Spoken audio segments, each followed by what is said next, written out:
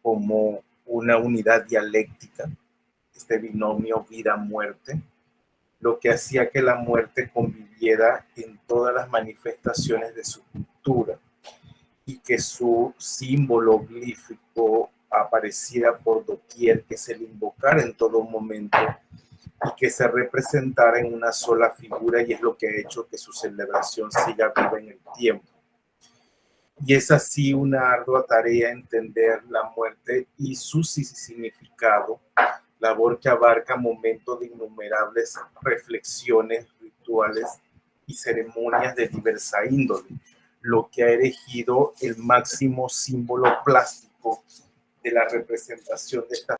Y en esta época era común la práctica de conservar los cráneos como trofeos y, tal como aparece en la imagen, mostrarlos durante los rituales que simbolizaban la muerte y el renacimiento. El festival, que se convirtió en el Día de Muertos, se conmemoraba en el noveno mes del calendario solar mexica. Esto, si lo traspolo para hoy día, iniciaría en agosto y prácticamente se celebraría durante todo ese mes. Entonces, para los indígenas, la muerte no tenía la connotación moral de la religión cristiana, en el cual la idea de infierno o paraíso significa castigo o premio. Los antiguos mesoamericanos creían que el destino del alma del muerto estaba determinado por el tipo de muerte que había tenido y su comportamiento en vida.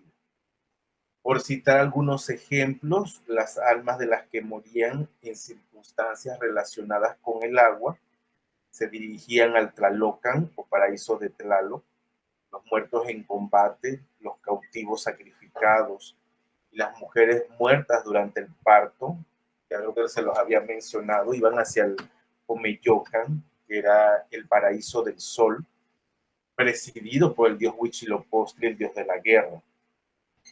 El Mictlán estaba destinado a los que morían de muerte natural.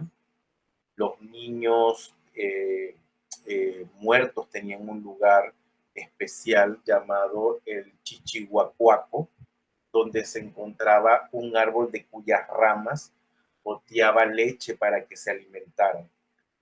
A su vez, los entierros mesoamericanos y también de las culturas andinas eran acompañados por dos tipos de objetos: los que en vida habían sido utilizados por el muerto y los que podían necesitar en su tránsito al inframundo.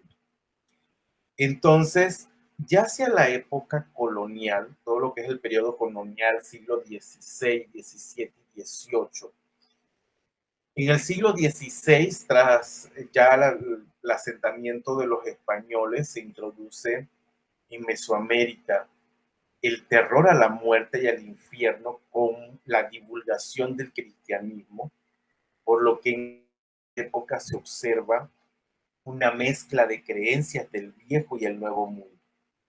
Así, el periodo colonial fue una época de sincretismo, donde los esfuerzos de la evangelización cristiana tuvieron que ceder ante la fuerza de muchas creencias indígenas, dando como resultado un cristianismo muy propio de las Américas, caracterizado por una mezcla de las religiones prehispánicas y la religión cristiana.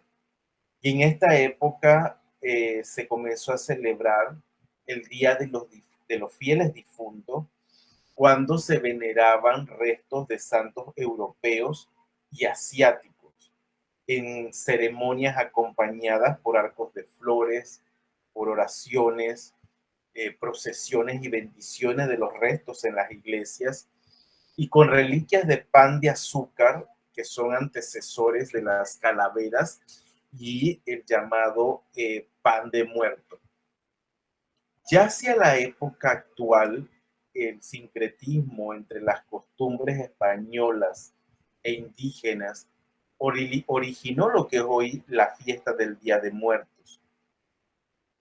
Al ser Mesoamérica un territorio pluricultural y pluriétnico, tal celebración no tiene un carácter homogéneo, sino que va añadiendo diferentes significaciones y evocaciones según el pueblo indígena o grupo social que la practique, construyendo así, más que una festividad cristiana, una celebración que es resultado de la mezcla de la cultura prehispánica con la religión cristiana, por lo que nuestros pueblos han logrado mantener vivas sus antiguas tradiciones. La fiesta del Día de Muertos se realiza el 31 de octubre, el 1 y 2 de noviembre, día señalado por la Iglesia cristiana para celebrar la memoria de todos los santos y de los fieles difuntos. Desde luego, la esencia más pura de estas fiestas se observa en las comunidades indígenas y rurales, donde se tiene la creencia de que las ánimas de los difuntos regresan esa noche para disfrutar los platillos y flores que sus parientes le ofrecen. ¿Dudas? ¿Vamos bien? Imagino que vieron la película de Coco, ¿no? Es algo muy parecido, porque la gente ya desde el 30 de octubre ya está en los cementerios limpiando las tumbas y comiendo con los difuntos. Entonces, las ánimas van a llegar en forma ordenada a los que tuvieron la mala fortuna de morir un mes antes de la celebración. No se les pone ofrenda, pues se considera que no tuvieron tiempo de pedir permiso para acudir a la celebración, por lo que sirven solamente como ayudantes de otras ánimas. El 28 de octubre se destina a los muertos que fueron asesinados con violencia de manera trágica. El 30 y 31 de octubre son días dedicados a los niños que murieron sin haber sido bautizados, los que son limbitos, y a los más pequeños respectivamente. El 1 de noviembre, o Día de Todos los Santos, es la celebración de todos aquellos que llevaron una vida ejemplar, celebrándose igualmente a los niños. Y el día 2 de noviembre, en cambio, es el llamado Día de los Muertos, que es la máxima festividad en por lo menos en este continente, celebración que comienza desde la madrugada con el tañido de las campanas de las iglesias y la práctica de ciertos ritos, como limpiar, lavar las tumbas, pintarlas, posteriormente adornarlas, hacer altares sobre las lápidas, la que tiene un gran significado para la familia, porque se piensa que ayudan a conducir a las ánimas y a transitar por un buen camino tras la muerte. ¿Dudas? Antes de entrar propiamente al altar. ¿Dudas? Lo correcto de esto hubiera sido que lo hubiéramos hecho en el mes de noviembre, pero lo que quiero es que se vayan insertando poco a poco en el campo de la investigación, porque en el siguiente semestre les voy a pedir un cartel científico, sobre todo de la época prehispánica panameña. Entonces, por eso lo dividí y vamos a estar en otras actividades académicas durante ese mes de noviembre. ¿Alguna duda?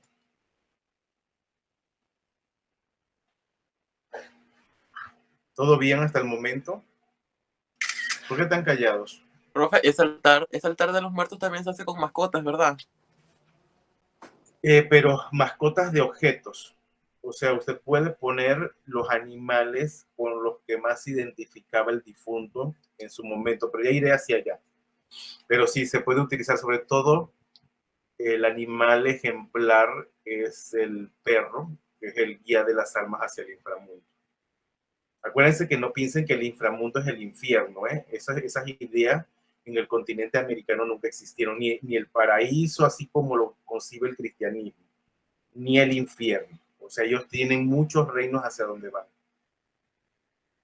Entonces, el altar de muertos es la representación iconoplástica de la visión que todo un pueblo tiene sobre el tema de la muerte y de cómo la alegoría conduce en su significado a distintos temas implícitos y lo representa en forma armónica dentro de un solo enunciado. El altar de muertos es un elemento fundante en la celebración del Día de Muertos. Los deudos tienen la creencia de que el espíritu de sus difuntos regresará del mundo de los muertos para convivir con la familia ese día y así consolarlos y confortarlos por la pérdida. Y tienen otro tipo de altar como elemento tangible de tal sincretismo. Puede ser conformado de la siguiente manera. Se coloca en una habitación, puede ser sobre una mesa o repisa cuyos niveles representan los estratos de la existencia. Lo más común son los altares de 2 niveles, que representan el cielo y la tierra.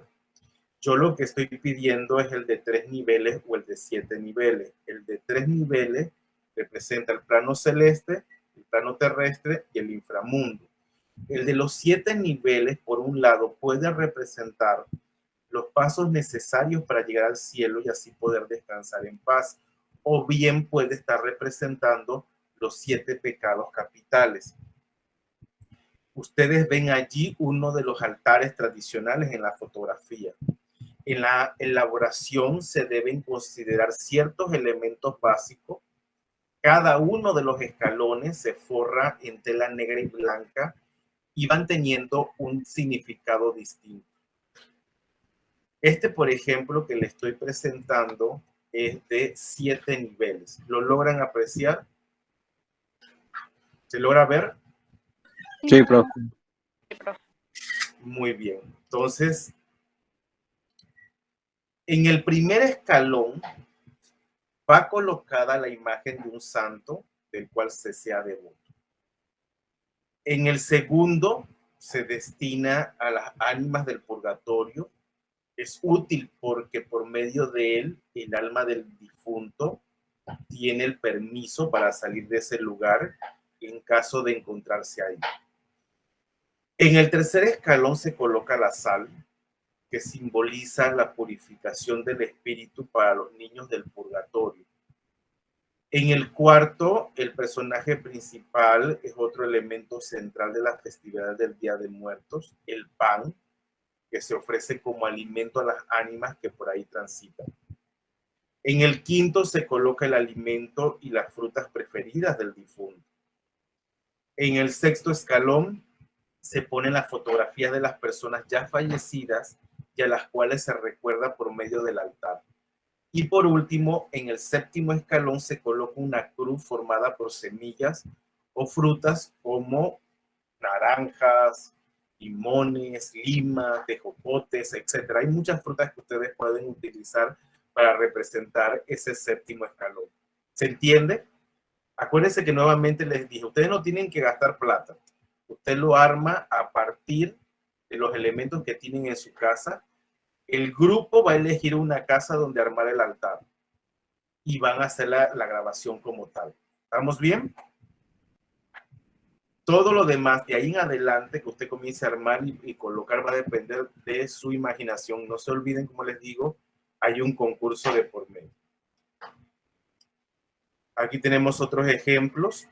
En la cultura mesoamericana, el altar del muerto como enunciado tiene su más colorida representación en la celebración del Día de Muertos y festividad que se ha visto retratada en diferentes expresiones culturales americanas, las cuales abarcan todas las manifestaciones desde el arte prehispánico hasta el popular de nuestros días. Actualmente la muerte hecha objeto, la muerte representada, no nos toma por sorpresa. Para los habitantes de nuestro continente no radica esta visión en el desprecio, sino en su valoración, pues se entiende como una manifestación y una explicación del mundo heredadas y evocadas inconscientemente. La fusión de ambas culturas hace el altar un producto comunicativo que evoca constantemente los elementos que le dieron origen y que lo traducen en una repetición y evocación constante del mundo indígena y del cristianismo, con símbolos que adquieren un nuevo significado. Entonces, la muerte en este sentido no se enuncia como una ausencia, sino como una falta. Por el contrario, es concebida como una nueva etapa. El muerto viene, camina y observa el altar, percibe, huele, prueba, escucha. No es un ser ajeno, sino una presencia viva. La metáfora de la vida misma se cuenta en un altar y se entiende a la muerte como un renacer constante, como un proceso infinito que nos hace comprender que lo que hoy estamos ofreciendo, seremos mañana invitados a la fiesta. ¿Se entiende lo que acabo de mencionar? Sí, profe. Tarde o temprano, a nosotros, si cultivamos bien las tradiciones hacia nuestros descendientes, serán esos descendientes que nos ofrezcan las ofrendas.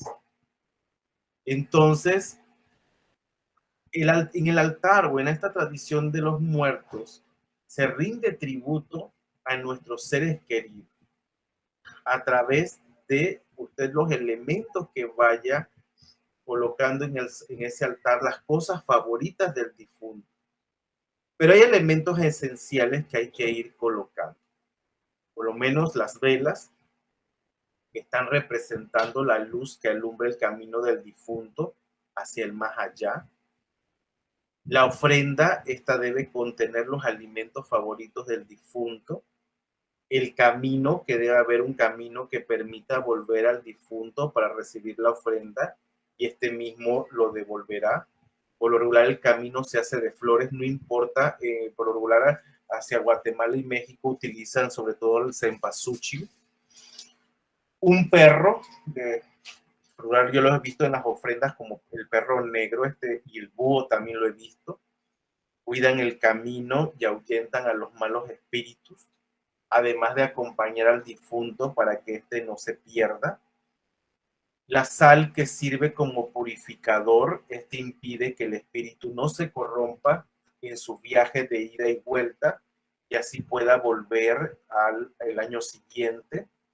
También el agua, se ofrece agua para que las almas mitiguen su sed después de un largo viaje y repongan su energía para el camino de vuelta. El incienso, este es un elemento de alabanza. El petate es un tipo como de mantel que puede ser hecho de textil, puede ser de flores, puede ser de palmera y tiene varias funciones que van desde la cama para que el ánima descanse hasta una mesa para colocar los alimentos. También se coloca una cruz de ceniza. Esto es para que al llegar al altar el espíritu pueda dejar sus últimas culpas. La fotografía, esta es para traer el alma del difunto y que no se vaya a confundir. También es una forma de mostrar respeto hacia nuestro ser querido. Aquí vemos atrás en esta fotografía lo que es el arco, aquel que está hasta el fondo. También entonces es importante hacer el arco, que prácticamente está en la cúspide del altar y simboliza la entrada al mundo de los muertos. Se le adorna con limonarias y flor de cempasúchil. También está el papel picado, que se puede hacer con papel crespón, donde hay representaciones de la alegría festiva del Día de Muertos y del viento. También flores, que son el ornato usual en los altares y en el sepulcro. Como los mencioné, la flor de cempasúchil es la flor que por su aroma sirve de guía a los espíritus en este mundo. Pero en el caso de nuestro país podemos utilizar otras que ustedes consideren que finalmente lleguen a tener la misma simbología. También las calaveras que son distribuidas en todo el altar pueden ser de azúcar, de barro o yeso. Son adornos de colores. Se le considera una alusión a la muerte y recuerdan que esta siempre se encuentra presente. La comida, que es el alimento tradicional o en el que era del agrado de los fallecidos, se pone para que el alma que visita termine disfrutando de esos alimentos. El pan, que es una representación de la Eucaristía y fue agregado por los evangelizadores españoles. Puede ser en forma de muerto o de domo redondo. También lo he visto con formas de hueso, en alusión a la cruz. Pueden estar espolvoreados con azúcar o hechos con anís. Y hay elementos no muy comunes, pero que también sirven para recibir a nuestro difunto. Por ejemplo, la ropa limpia. Esta es para que se pueda cambiar y regrese limpio al más allá. Los cigarros, el fumar es considerado como un acto placentero, además de que el humo servía como oráculo para conectar el cielo con la tierra. El alcohol para recordarle los buenos momentos de su vida y, si es el caso, de uno de sus placeres favoritos. Lo importante es recordar a nuestros seres queridos con respeto y alegría, y así como hacerles saber que se encuentran vivos en nuestros pensamientos. ¿Dudas o algo que no les haya quedado claro? Profe, cuando dijo sobre los animales que guían al alma, también dijo el búho, ¿verdad? El búho también se tiene esa connotación con los lagartos como guías también de las almas al inframundo. Pero también tiene la función, el camino de flores, las velas, junto con el animal. ¿Vamos bien? Sí, profesor. Vamos a hablar ahora, ya salgo del altar de muertos. ¿Quién es esta señora, la del lado derecho? Porque ven en la imagen entre la multitud de la gente. Vamos a hablar ahora sobre algo que también es tabú. Así como el altar de muertos piensan en algunas personas por ignorancia que es algo satánico, también con la Santa Muerte puede estar sucediendo lo mismo. El culto a la Santa Muerte tiene raíces prehispánicas, pero propiamente es un culto que empieza a dibujarse en la época de la colonia, ante la intervención que la población indígena hace de los símbolos sagrados, o la devastación que propicia la conquista y el proceso civilizatorio. Es probablemente en este momento de la historia el mestizaje empieza por definir un culto, un campo ritual que permiten, entre las sombras y lo clandestino, adorar a la muerte. La reinvención de las formas y modos del mundo religioso es todo un tema que interroga a la sociedad presente en cuanto a su moral y civismo, en términos de una sociedad por venir, a sus valores y acciones que intentan refundar una ética del propio. El gran tema de la globalización versus localidades tiene que ver de manera directa con la retracción de los sistemas colectivos a la refundación del sujeto, de su autonomía, de las grandes poblaciones que viven en la promiscuidad y el hacinamiento, están en una regresión defensiva a las posiciones de tribus, de hordas, de pandillas, de mafias, de guetos, de cofradías y fatrías. Ante la pérdida de identidad en la fluctuación mundializada de la identidad, La búsqueda existencial del sujeto tiene que ver con la resignificación de los lazos de sangre. Un fenómeno desencadenante es el crecimiento de rituales que ponen al descubierto el fracaso de los milagros y predicciones que avalan el poder de influencia comunitaria de las iglesias cristianas. También que cada vez de manera más explícita y visible, la decadencia institucionalizada de los curas se expone abierta en contra de las prácticas humanistas del Vaticano ante cientos de miles de familias católicas cristianas, porque también involucra otros templos que denuncian la pederastia y la homosexualidad de sus sacerdotes, pastores, ante la determinación monolítica del celibato como garantía de pureza e íntima conexión con la verdad del Señor. ¿Se entiende esto, señores?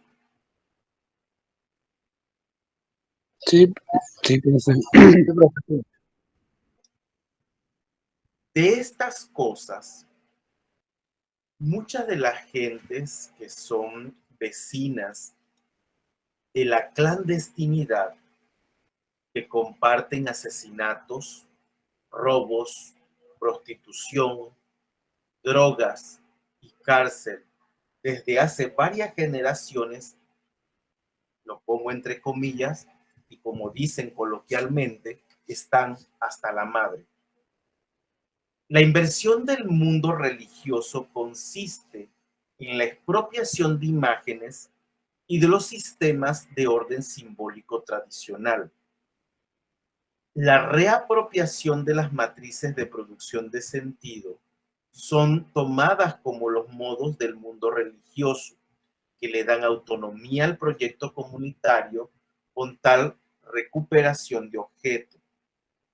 Toma forma en la resistencia comunitaria que un conjunto de fieles ante la devastación del mundo religioso institucionalizado resignifican e inventan mundos alternativos y paralelos de creencia y de fe.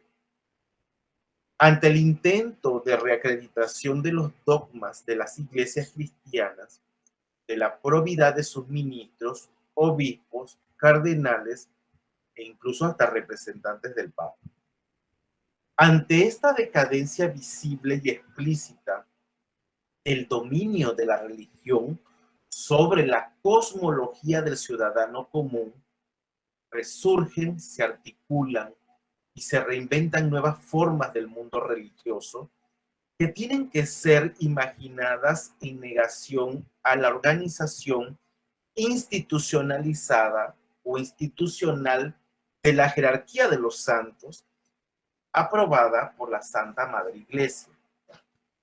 Para muchos feligreses decepcionados, lo contundente del descrédito divino de Dios es la injusticia que se riega en este planeta, al punto de dudar de la existencia o de su existencia, lo que no sucede con el hecho contundente de la muerte, que es así, nos va a llevar a todos.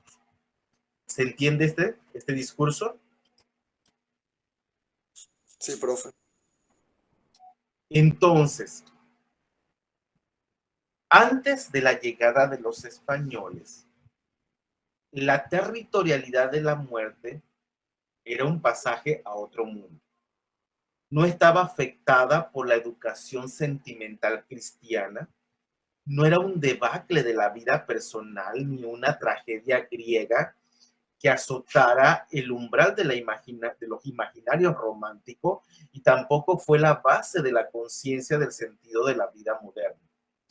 De tal modo existe ya desde hace algunas décadas un debate sobre la procedencia del culto a la Santa Muerte con respecto a si es una continuación de los antepasados prehispánicos o si es fundamentalmente un sistema de campos rituales que se fundan como tales en todo el periodo colonial, como una forma de refugio, de esperanza y de fe ante la barbarie de lo que simbolizó la Santa Inquisición. Lo que sí es contundente en el dato duro, en pleno siglo XXI, es que ninguna de las asociaciones registradas han crecido tanto como los grupos religiosos que están detrás de la Santa Muerte, a la que por sí le ha sido negada sistemáticamente su registro. La Santa Muerte como fenómeno clandestino se generó por un grupo muy acotado de feligreses, de seres humanos despojados de su civilidad, de delincuentes menores, asesinos, rateros, gente humilde que por generaciones ha sido determinada por las enfermedades espirituales de la indiferencia. No obstante, a pesar de esto, su crecimiento geométrico en algunos países de Latinoamérica o en los estados de los Estados Unidos de América, en países europeos, es verdaderamente sorprendente. La inversión del sentido de los sistemas simbólicos que representan el fervor religioso de gente que busca algo. Por supuesto, la mayoría de quienes han adoptado esta fe son cristianos decepcionados por los escándalos de corrupción, tráfico de influencia y pederasta de sus sacerdotes, pastores, actos solapados, en el caso de los sacerdotes, solapados desde el Vaticano por la cúpula papal.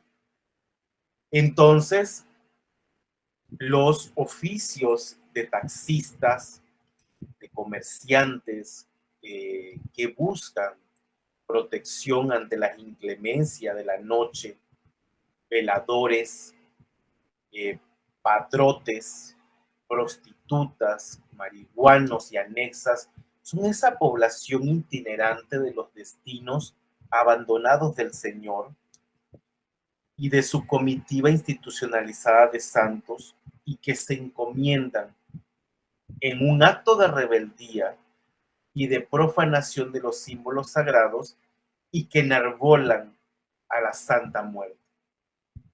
Lo que sí podemos atestiguar es un cambio de sentido en los procesos de subjetivación de la vida religiosa de muchos americanos de nuestro continente ante la espera milenaria de justicia social y del rescate de almas. El fenómeno de proliferación de la niña blanca de la Santa Muerte tiene que ver con la injusticia social que se ha generado con el proceso civilizatorio que se inició desde el siglo XV. Hablamos de más de 5 siglos. Entonces, ante lo descrito, existen varios fenómenos que se han trastocado con la adoración masiva de la niña blanca. En el plano individual, asistimos a una conformación distinta de desmontar la dominación hegemónica de los modos de vida de la vida religiosa. En términos comunitarios, somos testigos de una reconstitución de la disidencia del feligrés dentro de sus propios templos, iglesias, apropiándose de sus santos más cercanos y dándoles una función simbólica cercana a las peticiones y ruego de la vida religiosa. ¿A quién observan en la imagen superior izquierda? ¿Quién es ese? ¿Quién es ese en particular? El de verde, profe. Jesús Valverde. Ese es el santo de los narcotraficantes. Entonces, desde estas perspectivas, La sociopatía consiste en recuperar el sentido de la escucha y de la comprensión que el santo debe proporcionar al que lo adora. Jesús Valverde, la santería cubana, haitiana y dominicana, como San Juan Bailongo, San Judas Tadeo y la Santa Muerte, son figuras centrales de esta cosmovisión instituyente del jodido para que se le haga justicia. Es en sí misma una cosmovisión del mundo que ya trabaja sobre la necesidad de visibilidad, de estar presente. De tal forma que la sociopatía es una clasificación psiquiátrica, lo que llama la atención de la comunidad que la engendra, y que el culto en la Santa Muerte se trastoca dramáticamente ante la concepción del delincuente, del antisocial o del desviado de las normas. ¿Se entiende esto? Pero al mismo tiempo es la transformación del problema de la culpa en el sentido individual. El devoto de este ritual siente culpa, pero está desviada hacia las instancias de la revaloración de las relaciones familiares, de la recomposición de un tejido social heterogéneo, donde caben todos, de una cierta permisividad y tolerancia de las diferencias de credo, de condición social, de preferencias sexuales. Desde este panorama de pluralidad, el campo ritual de la Santa Muerte se horizontaliza al creyente y vuelve transversal el conflicto de poder entre clases. ¿Qué dije con esto? ¿Quién me lo explica?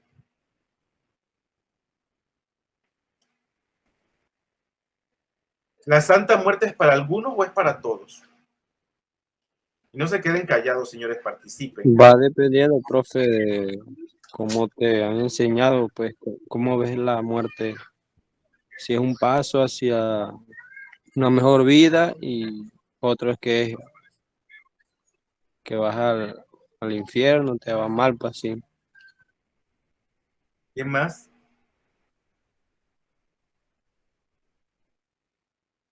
Lo que voy diciendo es que la Santa Muerte no respeta estrato social. Si usted estudió o no estudió, yo he visto médicos, odontólogos, ingenieros, historiadores, antropólogos, químicos, físicos, biólogos, de todas las disciplinas que ordan a la Santa Muerte sin importar el estrato social. Entonces, un consenso entre los asiduos de la imagen consiste en tener presente que es Dios quien da la vida, pero es la Santa Muerte quien no las quita. A fin de cuentas, se resignifican los diversos modos de la vida religiosa en el tiempo presente, en donde las características intrínsecas del culto hablan también de la producción de subjetividad como parapeto y trinchera del sujeto. Existe un dispositivo de acomodo ritual de los tiempos en donde el futuro se comprime con el pasado para darle eficacia al presente. La vida es hoy y los modos de la vida religiosa lo potencian. Recordándonos de Van Genet, de los ritos de paso, nos encontraríamos ante un proceso liminar, itinerancia de tránsito que se pone en acto, una teatralización que en el caso del barrio de Tepito, esto se encuentra en el centro norte de la Ciudad de México, allí es donde inició el culto y que se explicita en la banqueta de un barrio y que se globaliza en el paraje que va de la vida a la muerte y se internaliza. Entonces, la transformación, esta es la señora Queta, ella ya murió, ella es la primera en los Estados Unidos de México que coloca un altar de muertos. Entonces, La transformación dramática de la sociopatía es un ritual de permanente ratificación de vínculos, de alianzas, de mecanismos identificatorios, de máquinas deseantes que hacen comunidad. Ante el avance vertiginoso de la violencia que desmantela los campos rituales de la cotidianidad, violencia en contra de la relación con el otro, el reconocimiento de la propia vulnerabilidad, pero que posibilita el fortalecimiento del encuentro con la alteridad ante el evento irreversible de la muerte, lo que convoca el tiempo del aquí y del ahora, con el riesgo que implica la alteración de los sistemas simbólicos del pasado, del presente, del futuro, efectivamente ante tal intervención en un orden normativo y que se convoca al riesgo, a la muerte. El famoso barrio de Tepito, y voy a mostrar otra imagen del altar, dejó de ser ese famoso barrio de los boxeadores campeones del mundo, de los luchadores y escritores, para convertirse en la plaza de distribución ilegal más grande de la Ciudad de México. Y a pesar de lo anterior, cada primero de mes, la señora Queta, que ya se las mostré, se convierte en el altar más grande de ese país dedicado a la Santísima. Y como ven en la imagen, llegan peregrinos de todas partes a rezar rosarios, a rendir devoción y dar gracias por los milagros y favores obtenidos, sin importar los peligros que el barrio pueda entrañar y sin importar el reconocimiento o la falta del mismo por parte de la Iglesia Católica. ¿Dudas? Hasta el momento, ¿vamos bien? Entonces, para la doctora Mary Douglas existen riesgos sociales de diversa índole, pero son los riesgos morales los que involucran a la injusticia social, el resentimiento y al olvido, que involucra una cierta aceptabilidad del riesgo que creo sobrepasa lo calculado por una comunidad al paso del tiempo y a su falta de atención, lo que provoca que una franja muy importante del mundo, que son los olvidados, los pobres, los excluidos, empiecen una operación imaginaria de los símbolos para apropiárselos y volverlos a imagen y semejanza de sí mismos, al grado que los demás aparecemos ante esta construcción de lo real como equivocados, lo que produce una autorización de la razón de vida y la posibilidad, de acción sin la culpa institucionalizada por la Iglesia. De tal forma que la Santa Muerte y toda su iconografía correspondiente actúan en la validación moral de la creación de otro mundo que siempre está en riesgo, ya que los rituales o los campos rituales del fervor y la creencia en el más allá se autonomizan de sus controles institucionales de la fe. Imagínense que existen entre 5 y unos ya 15 millones de adeptos al ejercicio de ir sobre esta creencia de la Santa Muerte. Pero también es un reclamo al anonimato del culto, a su individualización en masa, ya que cada fiel la adora como quiere o como puede, con sus propios recursos y creencias, lo que hace un mosaico colectivo de lazos de cohesión en la soledad de la petición y lo que sería la esperanza del milagro. Todo esto ante el desencanto, la desilusión y la desesperación que por siglos las iglesias cristianas ha cultivado en el seno de su propia corrupción. Ante la no respuesta de otros cultos que en el mejor de los casos profesan el fin del mundo. Y si se han dado cuenta, pero que cuando éste llega, vuelven a dilatar el tiempo para que la espera se vuelva a activar y se resignifique la impotencia de millones de espectadores que no la ven llegar. ¿Se comprende esto? ¿Cierto o falso? ¿No esperábamos el fin del mundo en el año 2000? ¿Y todo el mundo estaba pegado a las iglesias y a los templos? ¿Cierto o falso? Cierto, profe, igual que en el 2012. Y Sí, luego en profe, el sí. 2012 y luego vuelve. Eso es taquillar. Eso es llevar plata a los templos. Y eso lo tienen que tener claro ustedes como investigadores y como historiadores. Nosotros somos analistas de hechos sociales.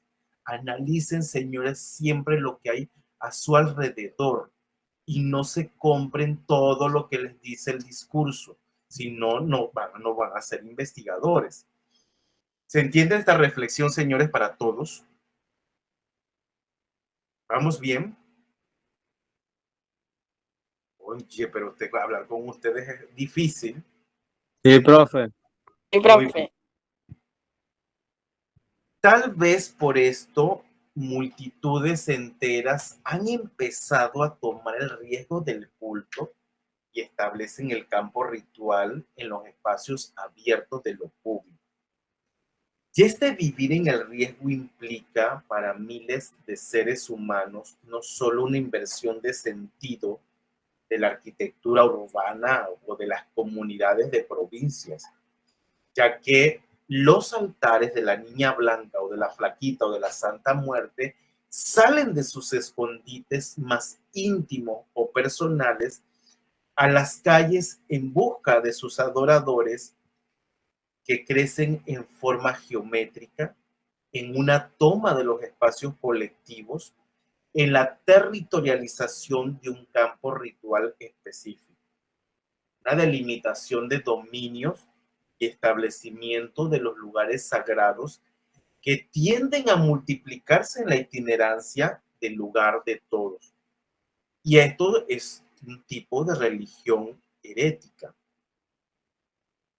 Pero es el propio cuerpo como función simbólica que transforma en medium a través de los tatuajes, marcas, heridas imborrables, dimensiones estigmáticas a flor de piel, que entre los surcos del dibujo buscan incansablemente el alma y que se fugan de la prisión de los barrios bajos, de los callejones oscuros de los viciosos, de los puñales filosos de los de sin destino, para exponerse abiertamente ante la mirada de todos y a plena luz del día, como una provocación, como una cicatriz seductora que invita a la adoración y al adoctrinamiento de los nuevos inconformes, que ante la imagen descarnada como matriz de sentido, les permite inventar su historia generacional de jodidos. Lo más importante de este nivel de correr y vivir el riesgo es que no hay un cura, no hay sermón, no existe confesión y por lo tanto no hay castigo. Entonces, el rechazo o aceptación del símbolo es ya una conducta tradicional de los pueblos americanos. El evitarlo y adjetivarlo es una postura de prejuicio y que connota una forma de negarlo. La aceptación puede llevar a su adoración y la tendencia apunta a la elección libre del culto a la muerte como el último acto del individuo que realmente podría ser autónomo. De tal modo que la divinidad, mientras más baja es la materia de la que está formada, tanto mayor devoción es capaz de despertar en los corazones de sus devotos. Estos se regocijan y hacen méritos ante su deidad, desafiando por ello todas las burlas e injurias de sus enemigos. Y ante la realidad que nos tocó vivir, la creencia en estas imágenes y sus cultos está mucho más fundamentada en la duda de la que está por venir, en la incertidumbre que en la razón. Sobre todo porque hay certeza de que las instituciones cristianas pasan actualmente por una crisis monumental. Y lo más interesante en esta dimensión de inteligibilidad es la necesidad de soporte que la esperanza produce como capacidad de aguante, de seguir vivo como producción del sentido de la vida. La otra cuestión de el sentido o del símbolo de la Santa Muerte como consuelo es la imagen de espejo que la esquelética, con sus jirones de sangre, con su cadáver, le devuelve a sus seguidores, mandando una señal, un dispositivo de signos, de datos de la mendicidad y de la orfandad a la que todos estamos condenados ante su presencia, en el último momento de la vida, como Virgen de los Olvidados. Hay en cierto sentido una dimensión de producción de subjetividad que la creencia en esta deidad reenvía a la solidaridad, al vínculo con esta forma de sentir la vulnerabilidad y a la aceptación de las diferencias. Es, en cierto sentido, un proyecto social y religioso de los delincuentes, de los desviados, de los secuestradores, de los violadores, que pueden hacer lo que se imaginan sin controles, sin reservas, sin instituciones de soporte, delirios colectivos y enfermedad del gueto. No obstante, existen familias, comerciantes, políticos, artistas, intelectuales, deportistas y seguidores de otros cultos que en esta diversidad de inscripciones sociales han democratizado el fervor hacia el camino final, al camino hacia la Santa Muerte. Y el intercambio de dones es por lo menos en una primera instancia moral, el secreto de esta horizontalización de vínculo, aunque realmente existe también una limosna, una dádiva, una aportación para mantener el culto en el sentido de dinero en efectivo, que en el proceso de mantener vivo el sentido de la plegaria y que se inscribe al intercambio del don. En cualquier caso, vemos cómo se esboza con esto una teoría de la limosna. La limosna es el resultado de una noción moral del don y de la fortuna por un lado y de la noción de sacrificio por otro. La liberalidad es obligatoria porque la némesis venga a los dioses y a los pobres del exceso de felicidad o de riqueza de algunos hombres que deben deshacerse de ella. Es la vieja moral del don como principio de justicia. Los dioses y los espíritus consienten que la parte que se les debe, que se destruye en sacrificios inútiles, sirva a los pobres y a los niños.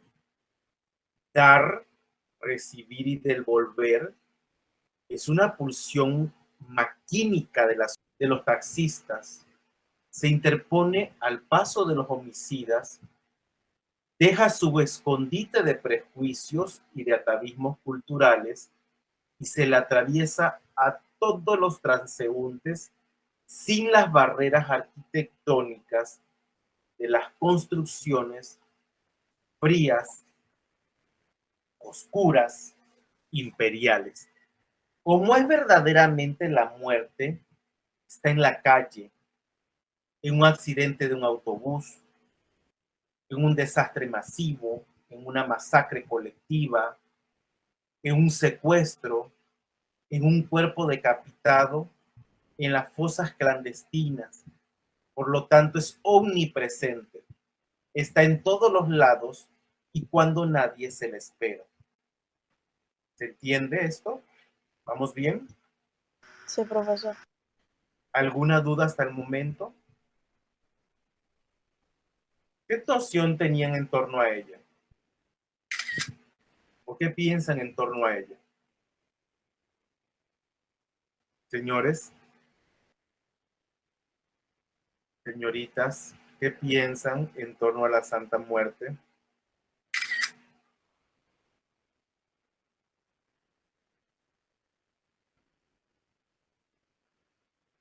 Juan, Ángel, Jocelyn, Rommel, Harold, ¿qué piensan?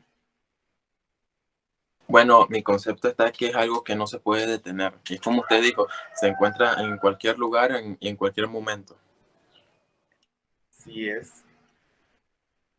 Creo que es algo que le tenemos mucho miedo, pero a la vez no deberíamos porque al final algún día nos va a tocar.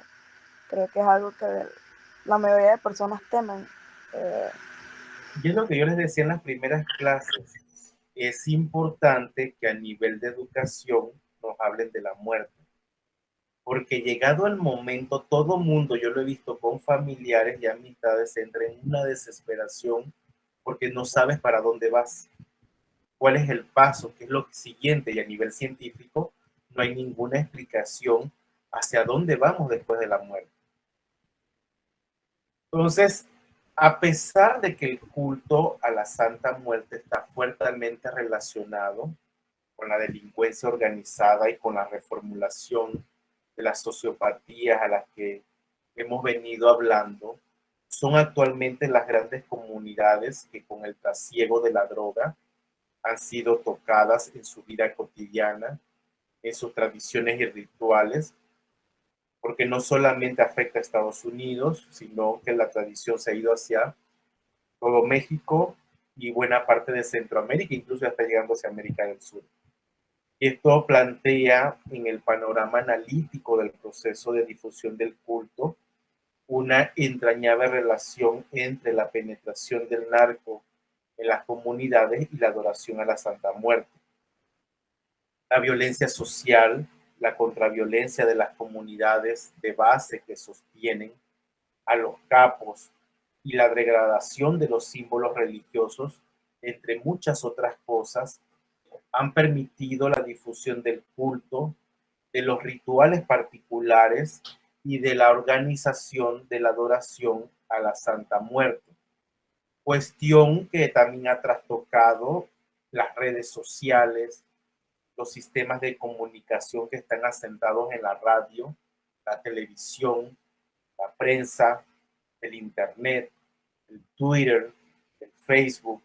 Entonces, el ritual y la presencia de la flaquita empieza a tomar el centro de las actividades de los grupos sociales que sienten y piensan que las iglesias cristianas los han traicionado, pero con la doble moral de integrarla casi de manera interesante al discurso oficial de la iglesia. Más adelante lo vamos a estar viendo. Vamos a colocar, vamos a tomar con la prudencia que esto implica.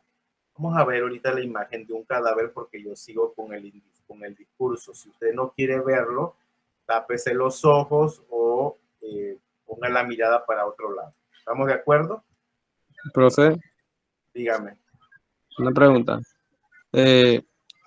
Cuando hacen un culto o una oración a la Santa Muerte, el, por lo general casi se ve casi siempre un cráneo, pues eso siempre tiene que ser eh, de una persona o ya eso sería otra cosa. Por lo regular, le voy a mostrar algo. Usted puede utilizar representaciones de este tipo. No necesariamente tiene que haber un cráneo dentro de la ofrenda. Digo, hay objetos como estos que uno consigue en David, pero lo que yo no quiero es que ustedes gasten dinero. Pero no necesariamente tiene que haber, puede haber una representación simbólica incluso de un esqueleto pequeño, pero como yo les dije, eso depende de la creatividad y de la imaginación de ustedes. ¿Alguna otra duda?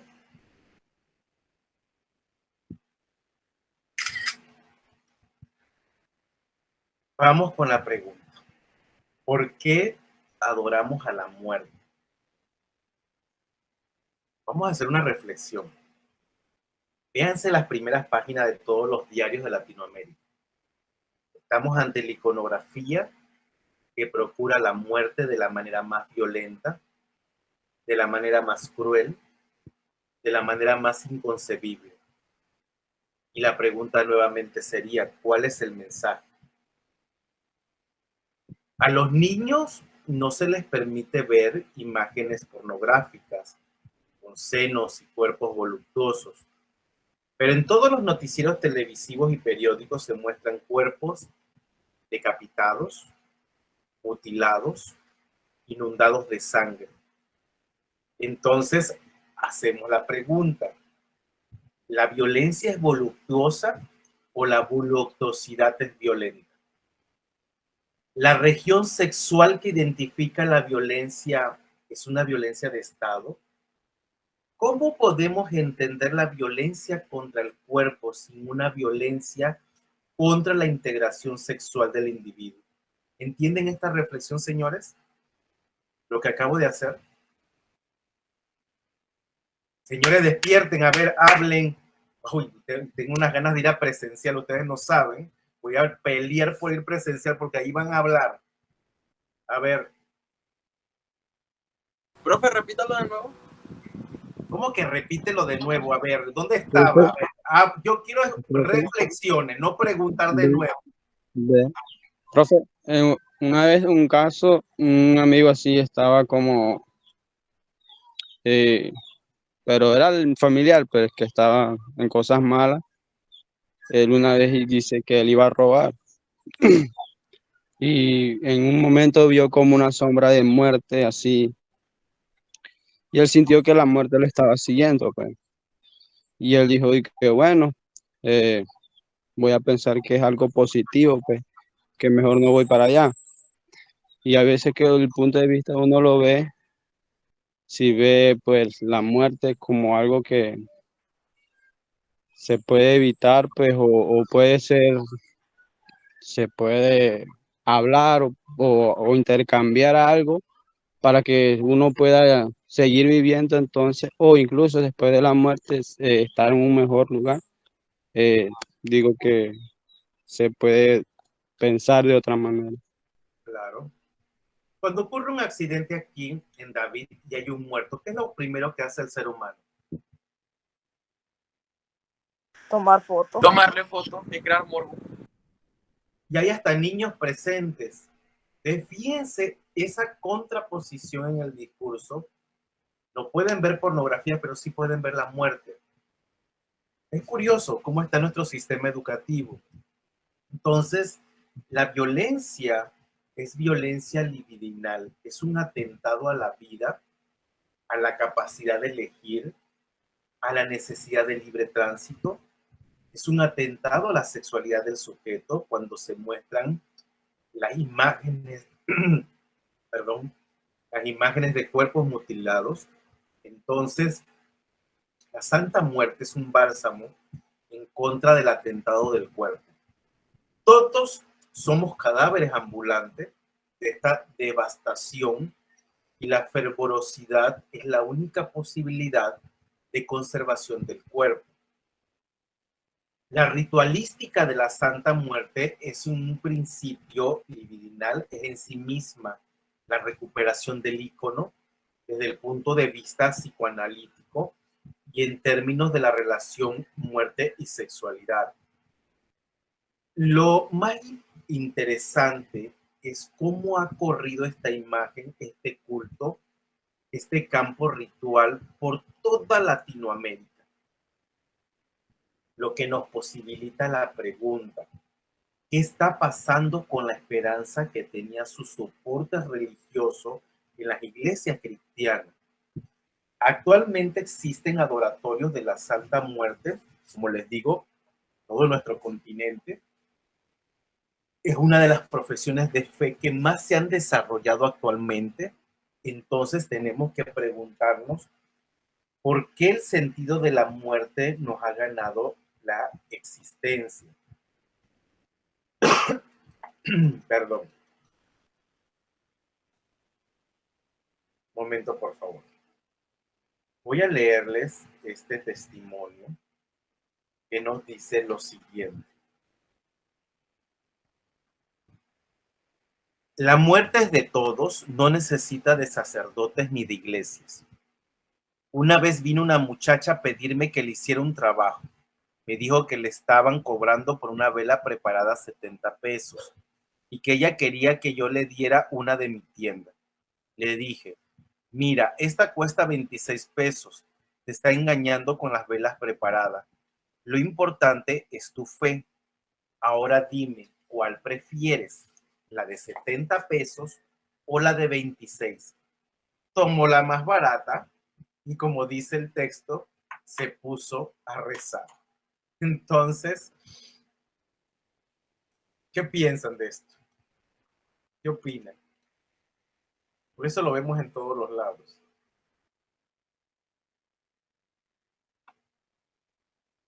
A principios del nuevo siglo y del nuevo milenio, la muerte está más viva que nunca en nuestra Latinoamérica actual.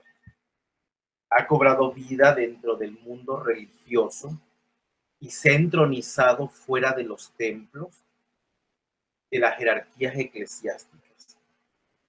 Es sin lugar a dudas el triunfo de la muerte sobre la cruz que la Iglesia quiso utilizar para inmovilizar y amordazar las creencias populares del continente americano durante más de 5 siglos. ¿Qué piensan al respecto? ¿Qué piensan en torno a lo que acabo de decir? ¿Es cierto o es falso?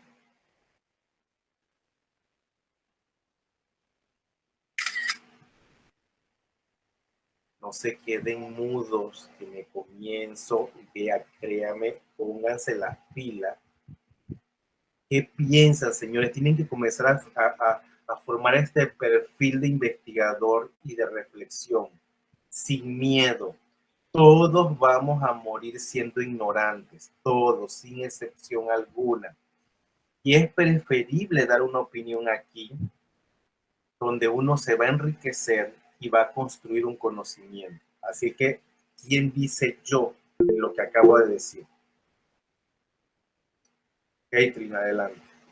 Profe, no es tanto relacionado a lo que usted dice, sino más bien, si bien el ser humano le tiene miedo a la incertidumbre desde los inicios de la existencia humana, el ser humano siempre tiene miedo a la oscuridad y a la incertidumbre en sí. ¿Por qué el ser humano le tiene miedo a la muerte?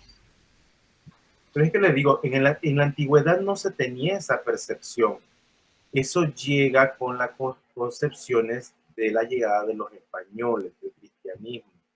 Acuérdense que se habla de premio y castigo. Lo más curioso que los narcotraficantes pagan con altas sumas de dinero su salvación al cielo. Todo tiene que ver con premios y castigos, pero en realidad nada de eso existe. Acuérdense que eso está en el mito. ¿Quién más? Virgilio, ¿qué piensas? Bueno, profe, que como usted ha dicho, se adora bastante la Santa Muerte porque las personas que andan en cosas malas, por así decirlo, ellos están conscientes de que pueden morir en cualquier momento. Esas personas están conscientes que cada minuto, cada segundo que pasa están en peligro, que nunca van a estar a salvo y muchas veces no pueden retomar a una vida sin estos actos delictivos porque o simplemente no hay manera o, o de plano ni siquiera lo intentan. Y en la actualidad es bastante más palpable el crimen porque tanto por los gobiernos y demás y las leyes no son totalmente fuertes y menos acá en Latinoamérica. Y no sé, pienso que como todo ser humano busca algo en que apoyarse y las personas se basan siempre en sus creencias y eso es como su soporte, más que nada. Aunado al hecho de todas estas creencias religiosas que se han querido sepultar a lo largo de la historia americana. Entonces, y son luchas de resistencia. Observen, ¿qué virgen es la del lado izquierdo? ¿Qué La Virgen virgen de es? Guadalupe. Tienes la Virgen de Guadalupe del lado izquierdo y miren lo que hicieron los creyentes. Tienes a la Santa Muerte con el manto de la Virgen. Ojo con el símbolo. Ya yo he venido platicando de eso. Entonces, este tipo de imágenes acercan más al devoto hacia la creencia, hacia la santa. Es utilizar elementos simbólicos. Entonces, la inversión de los modos de la vida religiosa tiene un ejemplo en el culto hacia la Santa Muerte. Es un movimiento religioso y social de apropiación de los símbolos que tradicionalmente detectaban las iglesias cristianas, tal cual como lo vemos ahí en la imagen. Tenemos la apropiación del manto de la Virgen de Guadalupe en la Santa Muerte. Y esto habla en el terreno de los asentamientos subjetivos del fracaso de las iglesias tradicionales en el usufructo de la fe, lo que replantea todo el campo ritual de resignificación de los objetos sagrados en los que se ha de confiar, en los que se debe de depositar la esperanza y el futuro de las actuales y nuevas generaciones ante los acontecimientos devastadores de violencia y crueldad que se dan en nuestro país y obviamente en el mundo contemporáneo. Entonces, el culto a la Santa Muerte corresponde a una tradición humana de larga data que consiste en poner en escena, en representar la lucha del bien en contra del mal. Estamos asistiendo a la guerra y misericordia de deidades y de imágenes que se han corrompido en las creencias populares. Por eso es el triunfo de la Santa Muerte como epístola, como sacrificio final, en donde la muerte no está asignada para el más allá, con todas sus consecuencias religiosas del destino final al paraíso o del infierno. La extrema violencia cotidiana, la desaparición inconcebible de los seres más cercanos, la crueldad en contra del cuerpo, las decapitaciones y las mutilaciones, alimentan el imaginario social que potencian la idea de muerte. Su ruptura con la misma decadencia de la iglesia, el surgimiento impensado del culto a la muerte. Entonces, el campo ritual y la función simbólica de la muerte es en sí mismo una puesta en escena que se condensa en sus múltiples adoratorios propagados por todo nuestro continente. Es parte de la superstición y la necesidad de soporte de cientos de miles de seres humanos que se tratan de agarrar de algo con uñas y dientes. Y esta puesta en escena consiste en sacar los altares a la vía pública, tomando los espacios colectivos con los secretos más inconfesables de la vida religiosa, de la vida íntima. Es una representación teatral con la fusión masiva que esto tiene.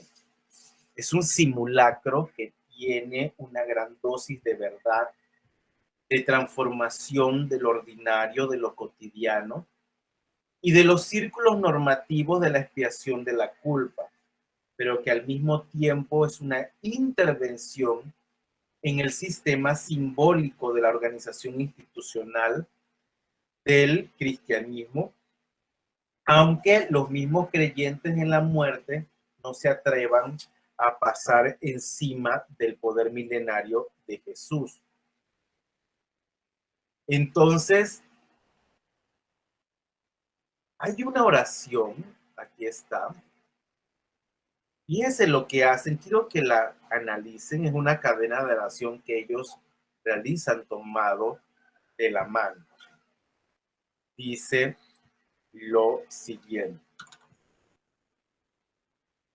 Vean la analogía con el cristianismo.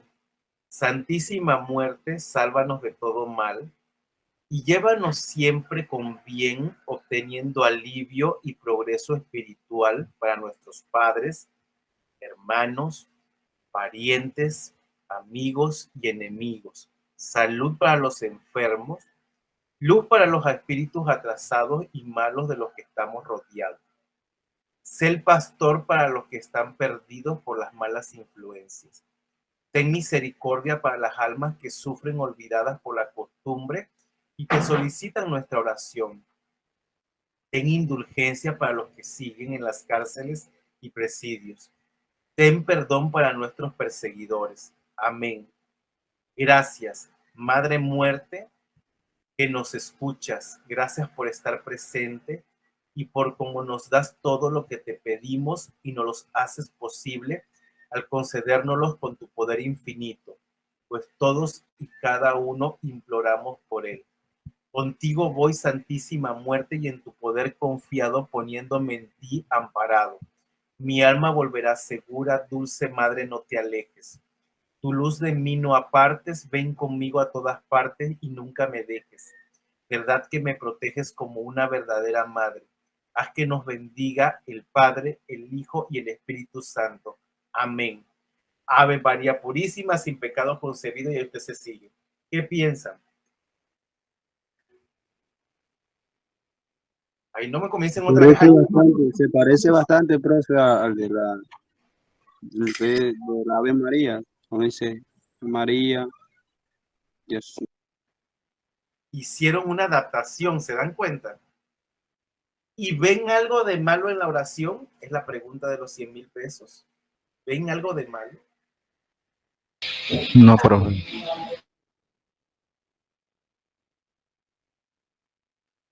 ¿Alguna duda? ¿Comentarios o aportes? Profe, yo tengo una opinión. Y lo que pasa es que, así como usted dijo, es que ella los escucha, es porque realmente la muerte es como más real para algunas personas, porque todo el mundo se muere y como que no suceden tantos milagros y cosas así, y es por eso que creo que creen más en eso que en las demás cosas. ¿Qué más? ¿Alguien más? Bueno, la otra semana voy a continuar con la indumentaria de la Santa Muerte.